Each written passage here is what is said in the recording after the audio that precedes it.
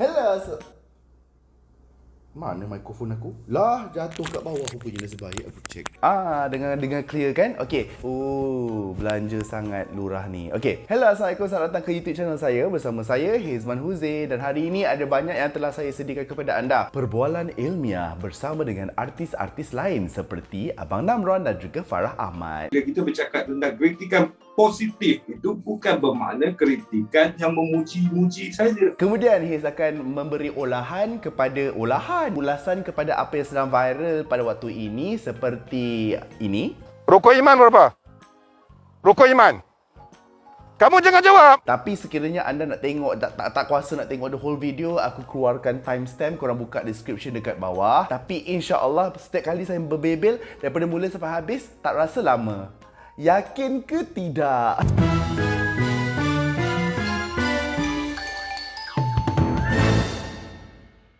Sumpah tak ada mood nak shoot, nak buat video, nak edit. Sebab tu Hiz banyak keluarkan cerita-cerita hantu dekat aku punya YouTube channel. Bezanya hari ini adalah aku rasa happy. Sekarang ni aku dapat vaksin besok. So by the time kau tengok video ni pada hari Ahad, aku telah divaksin. Barangkali aku sedang demam, terbaring dekat telantai, tak sempat nak sampai katil. Okey, nak cerita pasal vaksin. Nanti kejap. Nanti pasal topik-topik ni aku cerita kejap.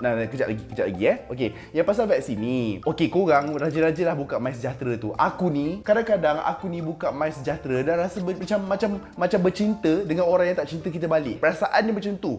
Fras setiap hari, setiap masa, setiap jam, bagai menangkuk di air yang keruh. Menangkuk pun boleh. Okey, so Hiz akan memberi ulasan tentang seorang ustaz. Kenapa quote unquote? Sebab aku tak tahu apa status dia. Dia ustaz ke, alim ulama ke, dia apa ke. Cuma video dia viral baru-baru ini. Dia memberi bantuan. Tapi dia bagi bantuan, pada masa yang sama dia tanya orang rukun Islam, rukun iman. Rokok Iman berapa? Rokok Iman. Kamu jangan jawab. Solat fardu maghrib niat dia macam mana dalam bahasa Arab? Tadi kau bilang kau solat bahasa Arab lah, mana boleh Melayu? Pada masa yang sama dia boleh ni lawak aku rasa. Dia boleh tahu orang tu semayang ke tidak. Ibu tak solat betul? Ibu tak solat betul? Saya ni orang agama, tengok muka saya kenal ibu. So, sebelum kita sampai dekat benda tu, I'm just gonna show you how my brain works tau. Cara saya berfikir, saya link from one point to another point dengan point-point yang random dan saya linkkan dia. Jadi, saya akan mulakan dengan sebuah konteks. Konteks dia adalah dengan kita perbincangan tentang sebuah filem, dan filem tu, nama filem tu adalah filem Roh. Dalam perbincangan filem tu ada bersama aku, Hanan, ada Zaf Vlog, another YouTuber, ada Abang Namron pelakon, dan juga Farah Ahmad pelakon juga. Aku nak korang dengar dahulu perbincangan kita orang tentang filem tersebut. Hanan, kita ada Zaf Vlog, kita ada Abang Namron, kita ada Farah Ahmad. Hello, Assalamualaikum. Waalaikumsalam. Nampak tak video ni aku excited semacam? Sebab ramai manusia, aku dah lama tak jumpa manusia waktu lockdown ni. Sebab sekarang ni, kenapa kita keluarkan YouTube ni dekat channel saya adalah sebab dia trending dekat Netflix. And amat jarang sekali I tengok filem tempatan ataupun apa-apalah yang dihasilkan tempatan, dia trending tau dekat ni. Selalunya drama Korea, filem Korea kan. Most probably sebab trending daripada Twitter agaknya. Benda tu baru keluar 1 Jun hari tu. Yang tak tonton dekat Powergram tahun lepas boleh tengok dekat Netflix. So most probably sebab itulah, sebab orang kagum dengan dia punya kualiti gambar tu. Sebelum ni kita nampak macam pecah-pecah 1080p, macam buat pakai phone ni kan. Ni tiba-tiba macam ni macam Hollywoodnya kualiti siap. Dan daripada segi cerita yang membuatkan kau rasa nak tengok 2-3 kali. Kepada Farah Ahmad pula, I panggil Farah je tau, sebab I sebenarnya nampak muda tapi I sebenarnya tua ya. Saya pun nampak muda tapi sebenarnya saya tua. Saya ni nampak tua tapi sebenarnya muda.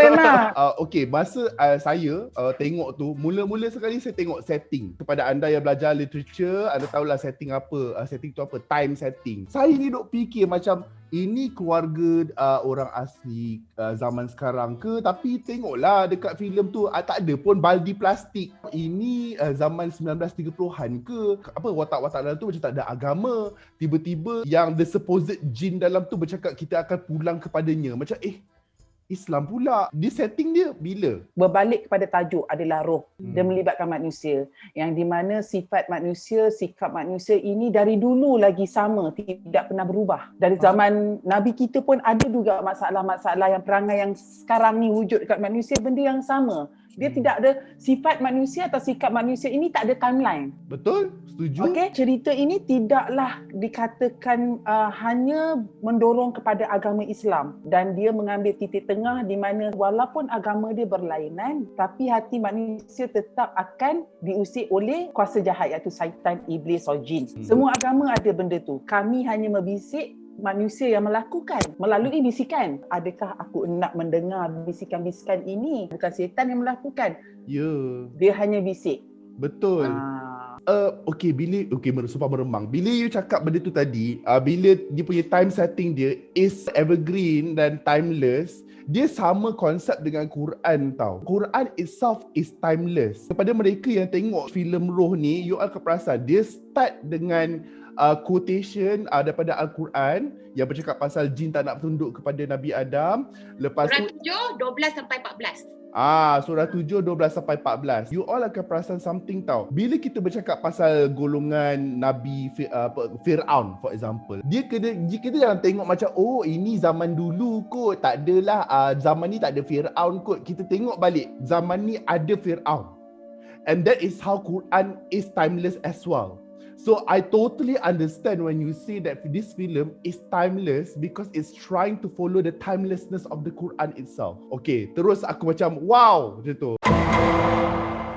Okay, sekarang ni kita berbalik kepada ustaz tadi tu yang bagi bantuan tapi dia buat pop quiz ya.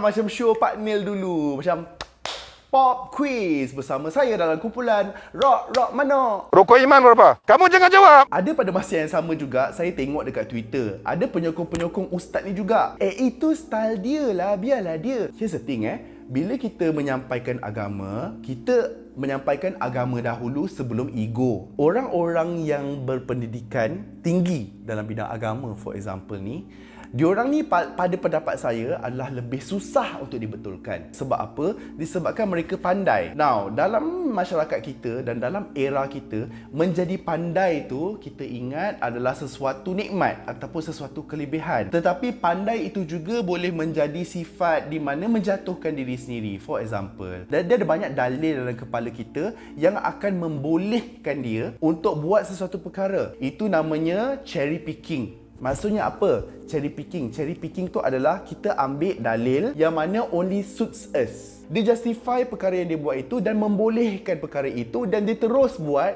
tanpa fixing the problem in the first place. Jangan ingat kita ni menjadi pandai adalah sebuah nikmat. Pandai itu tidak menjanjikan apa-apa sekiranya kita tidak tunduk kepada yang sepatutnya kita tunduk. Sebab tu tuan-tuan, saya keluarkan tentang topik filem Roh tadi. Filem Roh tadi tu kita bercakap tentang iblis yang enggan tunduk kepada Adam. Pengajaran dia apa? Wow, sampai flip hair. So pengajaran dia apa kat situ tuan-tuan puan-puan? So iblis tadi tu dia tak dengar suruhan Allah satu je, iaitu Allah suruh untuk tunduk je kepada Adam. Itu baru satu je suruhan Allah kat situ. Dalam ayat Quran tu ada 6,000 lebih. Kau bayangkan berapa banyak ayat dalam Quran tu yang kita ni, saya cakap saya dulu saya ni tak buat. Ustaz, saya ni tak pandai. Saya ni sumpah tak pandai mana. Saya tak nak marah-marah. Sebenarnya saya dah puas marah dekat platform yang lain. Bukan umat Islam je. Orang bukan Islam juga tengok video tersebut. Apa yang saya gusarkan dekat sini adalah saya takut orang yang bukan Islam melihatkan itu ini adalah style Islam. Saya nak bagi tahu kepada, sebab saya tahu saya ada subscribers daripada orang bukan Islam juga. Saya nak bagi tahu kepada anda semua, kawan-kawan saya yang bukan Islam, itu bukan Islam ya. Itu bukan cara Islam. Saya ada bukti apa yang ustaz tu buat bertentangan dengan our prophet. Sebagai umat Islam, kita orang perlu bersyahadah tau. Aku naik saksi Allah itu adalah Tuhan saya dan aku naik saksi Rasulullah itu adalah Nabi saya. So itu namanya syahadah ataupun proclamation lah kita memasuki Islam. Bila kita buat proclamation macam tu, dia ada deep meaning tau. Tiada Tuhan selain daripada Allah, maksudnya whatever advices yang Allah bagi tu ada dah dalam Quran. Ustaz tu bila dia menyampaikan sesuatu dengan cara yang pada saya sedikit kasar, ianya tidak selari dengan ayat Surah 3:159. Tentang aku letak kat sini. Allah memberi pesanan kepada Rasulullah agar tidak berkasar bahasa apabila mendekati mereka yang tidak faham akan agama ataupun tentang pendidikan. Dan sekiranya Rasulullah berkasar, pastinya mereka akan menjauhkan diri daripada Rasulullah. And then historically, masa mula-mula Islam tu nak membentuk dan time tu Rasulullah dekat Mekah lagi, selain daripada orang-orang yang bangsawan, kebanyakan pengikut Rasulullah adalah mereka daripada golongan-golongan hamba. Maksudnya orang-orang yang tidak berduit. Macam ustaz tadi tu, dia memberi bantuan kepada orang yang tidak mampu. Sekarang ni kan kita ada T20, M40, B40, miskin tegar. Selain daripada yang kaya-kaya tadi, Rasulullah tampilkan dan juga approach adalah mereka-mereka yang daripada golongan miskin tegar yang kita ada pada zaman sekarang ni lah. So, lepas tu ada second part of the proclamation. Aku naik saksi yang Rasulullah itu pesuruh Allah. Ada deep meaning lagi kepada kita punya proclamation tersebut, iaitu Rasulullah itu adalah an example that we need to follow. Dalam arti kata lain, ada apa? Ada sunnah, ada hadis, macam tu. Okey, kepada kawan-kawan yang apa bukan Islam tu, apa maksud sunnah dengan hadis? So sunnah tu is everything that Rasulullah do. Macam dia buat, macam for example dia pergi Mekah ke Madinah to build another nation, cara masuk Rasulullah makan, ataupun sunnah perjalanan dia, kehidupan dia. Hadis pula adalah apa yang Rasulullah cakap. I mean the ones that I know lah. His last sermon, taraktu fikum amroini ma in tamassaktum bihima lan tadillu abadan kitaballahi wa sunnata rasulihi. Aku tinggalkan kepadamu dua perkara ataupun pusaka, selagi kamu berpegang teguh kepadanya, kamu tidak akan tersesat selama-lamanya. Dua perkara itu adalah Quran dan juga sunnah. Kita ni selalu ingat macam, oh sunnah tu adalah makan 3 jari, bela janggut. Kesian kalau orang yang tak boleh bela janggut tu sebab tak ada cuticle rambut dekat dagu dia, tak ikut sunnah ke? Macam tu for example. Ataupun kahwin ramai, itu yang famous, kahwin ramai. Dalam sunnah Rasulullah tu ada pelbagai lagi bentuk, ada pelbagai lagi cara, ada banyak yang patut dicontohi. Sebagai contoh, sunnah Rasulullah apabila mendekati orang lain untuk menyampaikan dakwah. Apa yang saya boleh compare dekat sini, cara ustaz itu dengan cara Rasulullah kita berdakwah adalah amat berbeza. Obviously, adalah amat berbeza. Ustaz ni pun ada membuat satu lagi kesilapan, iaitu surah 17 ayat 14 rasanya. Ibu tak solat betul? Ibu tak solat betul? Saya ni orang agama, tengok muka saya kenal ibu. Ayat tu bercakap tentang bacalah kitabmu, cukuplah dirimu sendiri sebagai penghisap, buat dirimu sendiri. Ya, maksudnya kat situ apa? Sebelum kita judge orang lain, kau tengok dulu diri kau sendiri. Macam tu. For example, ustaz tadi sepatutnya melihat dahulu diri dia. Ya, apakah aku buat ini sesuatu yang betul? Apakah Rasulullah will do something like this? Statement-statement yang saya cakapkan ini bukan bersifat nak mencari gaduh, tak ya ustaz. Statement-statement yang saya cakapkan ini datang daripada seorang yang tak pandai mana pun ustaz. Saya ni biasa je ustaz, tak pandai mana pun. Cumanya bila ia datang daripada orang yang tak pandai mana seperti saya ni, boleh tunjukkan bukti-bukti dalam Quran, dalam sunnah yang tindakan ustaz itu salah, salahlah ustaz. Macam tu. Sebab agama kita kan adalah agama kebenaran. Tapi saya yakinlah lepas daripada kejadian ini, ustaz pun memperbaiki diri kan. Dah viral. Yelah, tuan-tuan dan perempuan yang buat kerja dakwah ni bukan senang. Sometimes kita boleh terlepas sifat manusia kita yang tak betul tu. Sebab orang selalu ingat macam, oh manusia ni kena sentiasa betul. Lagi beragama orang tu makin kurang kesilapan dia. Which is betul sepatutnya. Tetapi mempunyai pendidikan dan menjalankan pendidikan itu ataupun menghidupkan pendidikan itu adalah dua orang yang berbeza. Seorang ustaz, pada pendapat saya, seorang ustaz boleh memiliki lebih banyak ilmu pendidikan agama. They can hafal all the hadis and all the surahs in the world. However, kalau mereka tidak memproses dan juga menjalankan apa yang mereka telah belajar it does not make any difference from that ustaz and with me. So saya nak sampaikan kepada mereka yang bukan Islam dekat sini yang telah terlihat video tersebut, I just want to tell you that even though yang membuat kesilapan itu orangnya status Islam, tetapi you have to understand something. My religion is perfect. The devotees are not, such as myself. Saya tahu pasti akan ada orang tak suka bila saya cakap tentang ustaz ni tak betul benda semua ni. Engkau macam betul sangat, engkau pun bapuk. Faham tak maksud aku? Ya, aku masih lagi aku masih lagi dapat komen-komen macam tu. Selembut ni, ada hati tak betul kau orang. Kawan-kawan, kau hinalah aku. Kalau babat lembut ni, kau hinalah aku macam mana pun. Aku dah terima diri aku seadanya. Sebab aku tak buat dosa pun. Aku hanya lembut saja. Itu yang pertama. Yang kedua, engkau ni baru join YouTube ke? Lupa. Segmen ni adalah segmen mukbebel kan. Lupa pula nak makan, nak minum. Tapi aku tengah diet guys, so aku tak nak beria sangat. Okey, kejap. So, Haze nak buat satu juice sebab tengah diet. Korang follow lah Haze. Kalau korang follow aku dekat IG, korang akan tahu apa yang berlaku, apa pembaharuan dekat aku punya dapur ni. Tada! Ta-ta-ta-ta-ta-ta! Thermomix, by the way, ini bukan Haze beli, kawan Haze belanja. Sekali lagi saya ulang, orang belanja saya, bukan saya beli ya. Tapi kalau korang nak beli, korang punya sendiri, you all boleh Haze tinggalkan description dekat bawah, okey? Okey, next up, aku yakin korang ni semua kan, dekat rumah tu tak terperuk, tak tahu nak buat apa tu kan. Mestilah korang banyak consume content kan, tak kisah daripada YouTube ke, daripada Netflix ke. Okey, Haze akan keluarkan segmen yang kedua ni tentang filem roh ya. Korang akan perasan something tau, kita akan cakap pasal sejarah. Okey, best. Korang kan asal dengar perkataan sejarah je macam lah, mesti bosan. Tak, dia ada kaitan dengan apa yang aku nak sampaikan selepas daripada ini. So, dalam ni korang akan perasan something Abang Namron cakap pasal The Angry Young Man. The Angry Young Man. Sabar je So, I ada soalan kepada Zaf. This is my first time buat konten dengan Zaf. Lepas tu, every time Zaf punya konten lalu dekat I punya timeline, dia mesti konten-konten yang saucy. Yang macam dia ni tengah marah, dia ni tengah mengamuk. I mean like what the Wait! You I don't even know you. Ini ni creepy siap. Assalamualaikum dan juga salam sejahtera. Hai, kembali lagi ke Zaf Vlog. Dengan ini Zaf ingin memohon maaf atas segala. Memang taklah aku nak buat video macam tu. Ada je si Zaf ni, tapi adalah yang tak mengamuk aku tengok. Sebab I was from Astro kan, and then your name keep spitting in and out. You pun tahu kan benda ni kan. You selesa ke macam orang tak selesa dengan you? Sorry I direct je I tak tahu nak buat macam mana ayat tu. Okay.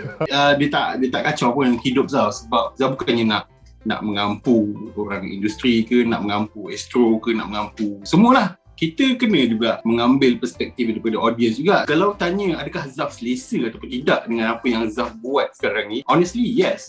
Sekarang ni sebenarnya kalau nak diikutkan review filem sampah, tak banyak pun view. Dia tak banyak pun.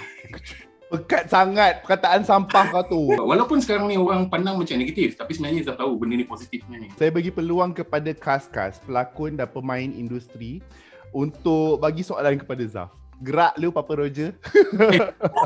Saya cuma nak bagi tahu yang keadaan ni sebenarnya normal. Lepas Perang Dunia Kedua di Britain, bila berlakunya gerakan movement The Angry Young Man, John Osborne, Look Back in Anger. Movement Angry Young Man ini berjaya untuk mengembalikan orang ramai ke panggung teater. Tarik minat orang balik untuk meminati teater. Waktu tu teater dah orang dah tak minat. Panggung teater dah mula kosong, sambutan dah mula kurang. Apa yang dia orang buat waktu itu adalah pengkarya dan juga pengkritik bergabung. Hingga kan dia orang berjaya untuk membawa balik audiens ke pawagam. Selepas gerakan ini berlaku dan teater kembali hidup pada ketika itu. Bila kita bercakap tentang kritikan positif, itu bukan bermakna kritikan yang memuji-muji saja.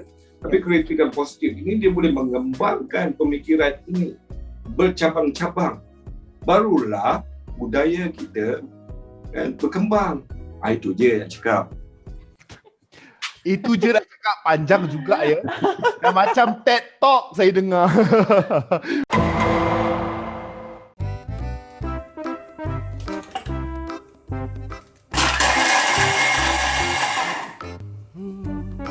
Hai, tak muat pula, gemuk pula bontot ni.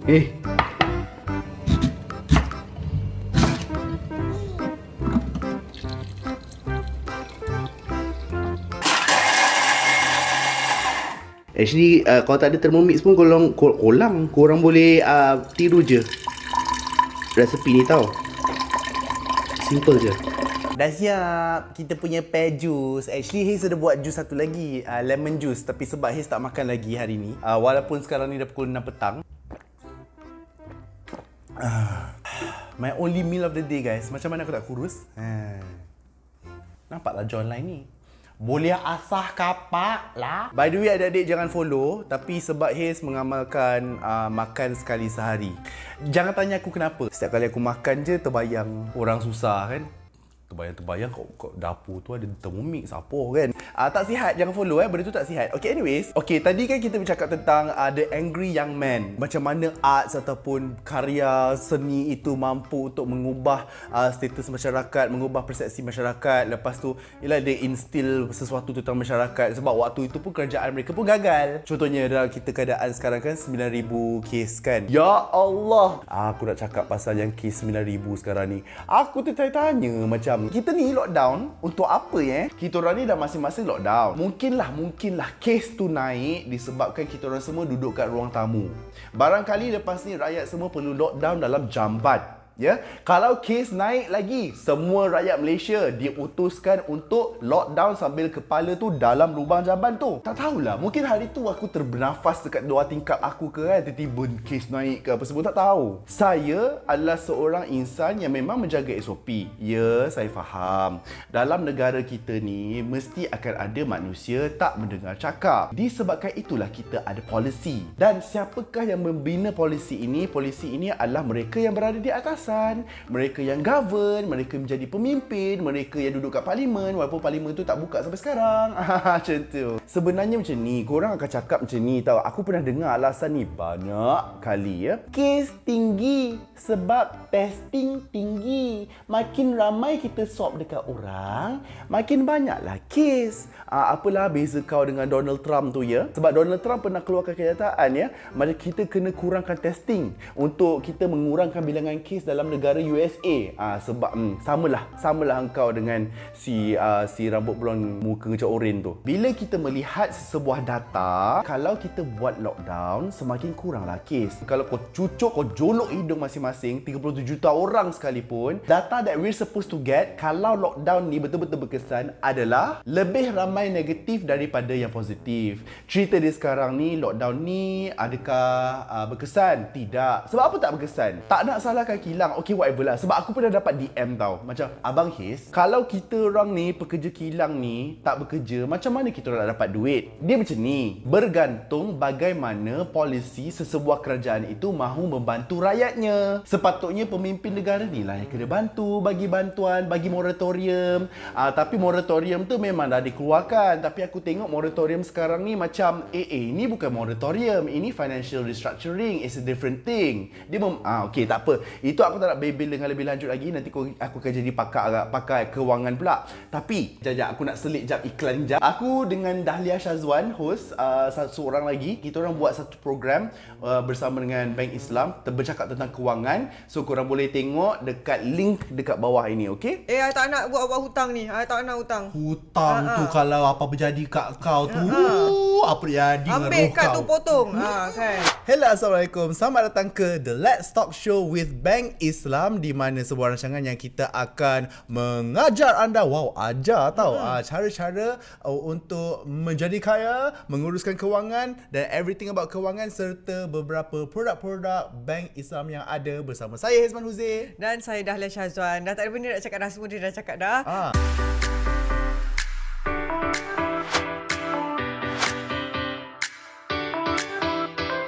Hakikat dan natijah di keadaan sekarang ni adalah sepatutnya di dalam keadaan begini, pandemik, ataupun contohnya kalau tiba-tiba si Israel Lanatullah tu tiba-tiba bom negara Malaysia, sepatutnya Pemimpin negara kita adalah pemimpin yang akan tolonglah bawa van ke, bawa lori ke, bagi bantuan makanan kepada kita. Itu analogi. Andai kata kalau negara kita ni dilanda bom, negara kita tengah berperang, cuba teka siapa yang akan lari ke luar negara dahulu. Sebab sekarang ni dah banyak contoh dah ya. Ada yang bercuti dan sebagainya. Itu baru pandemik guys, belum lagi jatuh bom. Dulu waktu aku belajar dekat UIA, ya tuan-tuan puan, saya dah alumni UIA. Walaupun nampak macam bukan, dan dahulu saya belajar literature and linguistic. Maksudnya kesusasteraan bahasa Inggeris dan juga linguistik. So, masa saya belajar sastra tu dekat UIA, makcik-makcik selalu tanya, engkau ni sambil muka judge tau, engkau belajar apa Lepas tu sastra tu. Bila kau habis belajar tu kau jadi apa Makcik, saya habis belajar jadi TV host. Kau ada? Lah tiba marah. Selain daripada itu, saya gunakan video ini untuk explain pelajar sastra ni belajar apa. Dan macam mana you all kalau tengok Netflix ke, kan waktu lockdown macam ni kan. Wow, tangan tu tak boleh lempuk lagi. Kan macam sekarang ni kan korang lockdown kan. Lockdown tu kau nak buat apa lagi? Kau mengangkang lah depan TV tu. Kau tengok macam, tengok TV, konten nak macam tu. Ataupun tengok YouTube dan sebagainya. Macam ni. In order untuk kau menghayati dengan lebih lanjut lagi tentang konten-konten yang kau tengok tu, kau kena belajar sejarah. Sebab dulu kita orang pelajar-pelajar sastra ni, kita orang belajar sejarah. For example, sebab tu kalau kau orang berbual dengan Haze nampak macam tahu banyak benda tau. Nampak macam Haze ni bijak sangat, banyak membaca sangat. Tak, kalau aku baca buku, aku baca novel ke benda semua, contohnya ada satu scene dalam novel tu, seseorang yang kaya itu memandang jelek dengan seorang yang miskin di atas meja yang sama, mengambil butter dengan keadaan yang terlalu banyak. Dan itu adalah perangai yang menjijikkan bagi mereka yang T20 pada zaman dahulu. So bila aku baca tu aku pelik. Butter je kot, apa masalah kau? So sebab tu kita kena baca sejarah. Dulu butter mahal gila. Diorang dahulu gunakan minyak daripada haiwan. So sebab tu butter tu mahal. Alah macam kita lah kalau kita pergi beraya dekat rumah. Kadang-kadang kita nampak lah perangai budak-budak kecil. Alah bukan diorang tahu pun perangai budak-budak kecil yang diorang bungkus Ferrero Rocher dalam diorang punya beg bawa balik. Datang beraya tapi bungkus Ferrero Rocher. Apa tu kita macam, ya Allah mahal kot benda tu. Macam tu lah, ibaratnya macam lebih kurang macam tu. For example, kalau katakan video ni dilihat oleh generasi pada masa akan datang 50 tahun daripada sekarang, dan mereka harus tahu konteks tentang corona, tentang COVID. So diorang kena baca lah. Diorang time tu dah tak tahu dah COVID tu apa, kecuali Malaysia kot. Malaysia time tu 50 tahun daripada sekarang mungkin masih lagi lockdown, kita tahu PKP 500.0 tak nak aku. Contoh, kalau korang tengok filem ke drama Korea apa semua, kan kadang-kadang ada scene diorang makan. Okay? Banchan, tahu tak banchan? Kan kalau kita makan makanan Korea kan ada macam banyak side dishes apa semua tu kan. Zaman dahulu diorang punya maharaja ke maharani ke, bila diorang makan perlu ada banyak side dishes yang ada dekat tepi tu. Mungkin boleh jadi 20, boleh jadi 30. Yang kita makan dekat Myeongdong Tteokbokki tu 3 je dia letak kan. Dan setiap side dish itu mewakili negeri-negeri yang berlainan yang bawah pimpinan dia lah. Biasa dia dapat 30, hari ni dapat 20 je. Apa jadi pada 10 wilayah itu ya? Macam tu. So kekurangan kualiti daripada bahan-bahan. Faham tak? So setiap daripada negeri-negeri ni akan supply kepada istana sayur-sayuran ataupun lauk-lauk yang berlainan lah. For example, so sultan tu sendiri, maharaja tu sendiri boleh tahu keadaan sebenar dan status ekonomi sebenar sesebuah negeri tersebut. Kalau dapat pemimpin kita makan 20 side dish tu, yang diorang tahu cirit je guys. Yes, I went there guys. Harapnya apa yang Haze kongsikan dekat sini memberi banyak manfaat kepada anda semua, mempelajari ilmu baharu dan bukan datang dekat video sini untuk mendengar tentang gosip semasa, isu semasa tanpa ada apa-apa takeaways daripada video saya. Sampai kita berjumpa lagi. Assalamualaikum. Bye. By the way, nanti next video lah Haze tunjuk macam Haze memasak ke, makan-makan ke dengan lebih. Sebab aku tengah diet, kau kena faham ni. Aku minum jus pear je satu hari ya. Sekejap. So nantilah next time.